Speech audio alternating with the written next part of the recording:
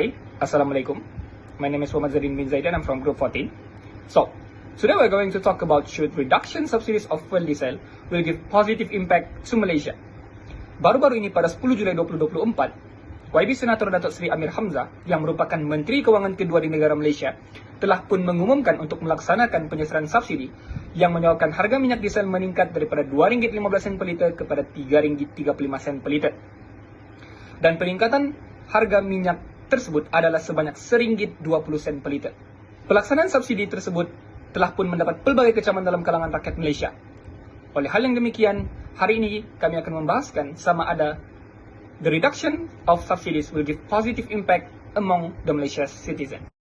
Hi, my name is Kogilwani Murugan here. So I would like to present about positive impact in reduction of diesel fuel subsidies. In reducing diesel fuel subsidies can greatly benefit a nation. It allows the government to save money and invest in crucial areas like infrastructure, healthcare and education. It will improving citizen quality of life. The transition might be challenging. The long-term benefits include economic stability, job creation and investment in renewable energy. Removing diesel subsidies leads to more sustainable economy. In Malaysia, promoting fuel-efficient practices can have a big effect on the country, and business and individuals can save more money by using less fuel, which will improve their quality of life. And also, it improves economic stability, energy security through reduced demand on foreign oil. For instance, public transportation can move to electric vehicles, and logistic companies use hybrid trucks, both lower pollution and carbon.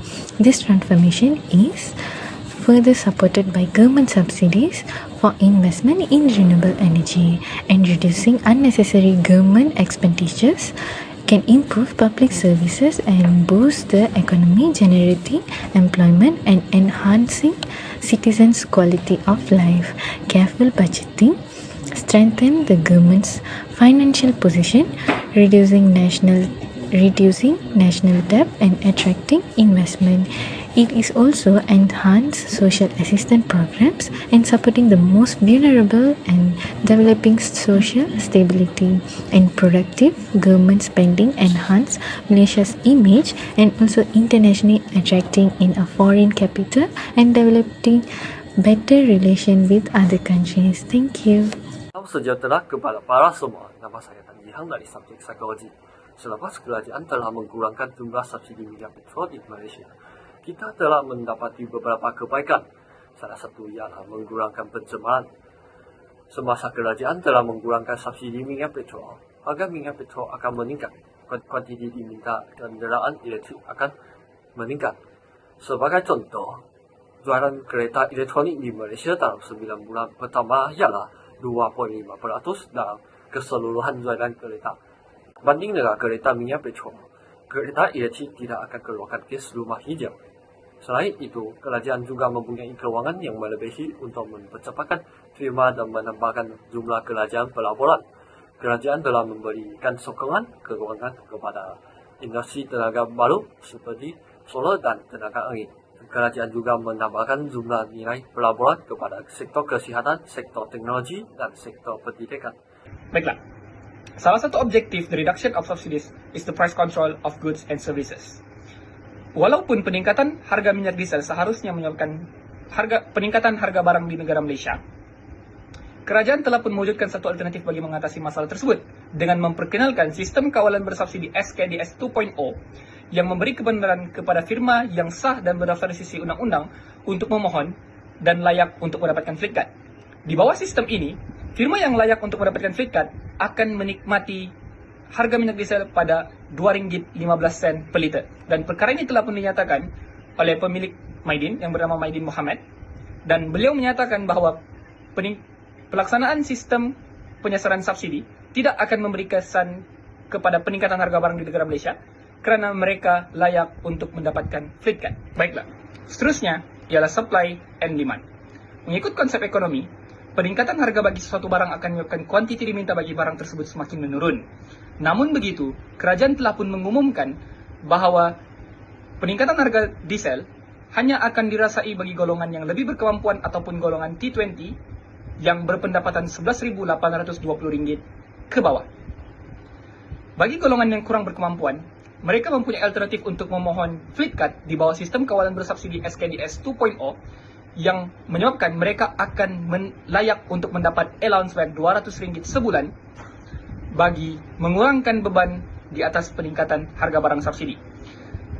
Hal ini dilaksanakan bagi memastikan peningkatan harga subsidi tidak akan memberi kesan kepada isi rumah yang kurang berkemampuan. Hello everyone, I'm Darren Ryan Rizal. So our current Prime Minister, Dr. Sri Anwar Ibrahim, presentation in the budget of 2025, Dr. Sri Anwar Ibrahim pointed one of their objective is to reduce budget deficits in 2025 by reducing the subsidy of fuel diesel.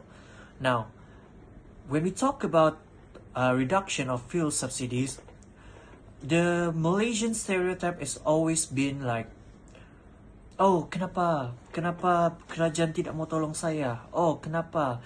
Why is this? Why is that? Unaware of the current situation of Malaysia with high debts from the previous government, which is the 1MDB cases, they are unaware that Malaysia is facing so many debts, and current government need to take the responsibility in order to settle all the nation's debt. The question is, are Malaysian ready to accept these changes? Malaysia is very dependent on the government rather than being independent on itself.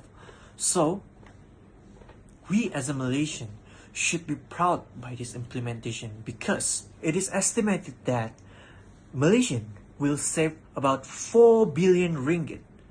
Now, this 4 billion ringgit can be invested to schools, medical equipment, or infrastructure. So, by investing this, at the end of the day, Malaysian will be enjoying all of these benefits from the government. In conclusion, I think the government has played a good card in implementing this fuel subsidy reduction. Due to the high debts our nation is facing from our mistakes from the past, by the reduction of fuel subsidies, and it is estimated to save up around 4 billion ringgit to reinvest to more important aspects. Now, the question is Malaysian ready for this change? I think further research needs to be conducted among Malaysians. Thank you, and that is all from me, and I'll see you guys next week or any other time. Thank you.